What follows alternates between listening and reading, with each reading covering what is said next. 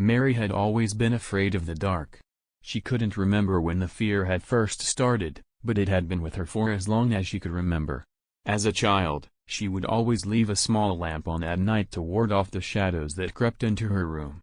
It gave her a sense of security, and she would often curl up under her covers, watching the shadows dance across the walls until she fell asleep. As she grew older, Mary learned to cope with her fear. She knew that the shadows were just an illusion, that they couldn't hurt her. But the fear never truly went away. It lingered in the back of her mind, waiting for an opportunity to resurface. One night, as Mary was getting ready for bed, she noticed something strange in the corner of her room. It was a small, dark spot that seemed to move and shift on its own. At first, she dismissed it as a trick of the light, but as she watched, it began to grow. The spot slowly expanded, forming a shapeless mass that hovered in the air. Mary watched in horror as it reached out a tendril and touched her arm, sending shivers down her spine. The mass continued to grow, surrounding her and suffocating her with its darkness.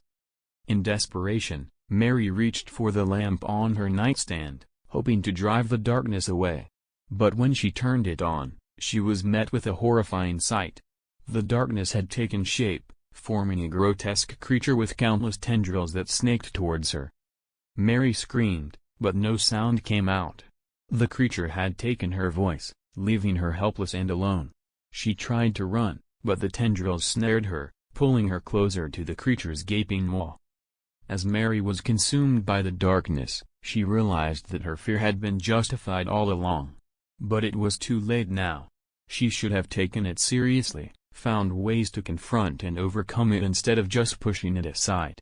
She realized that fear is a powerful force, and it can consume you if you don't face it head-on. Suddenly, Mary woke up, gasping for air. She looked around her room, but everything was as it should be. She was safe, and the darkness had vanished. It had all been a terrible nightmare.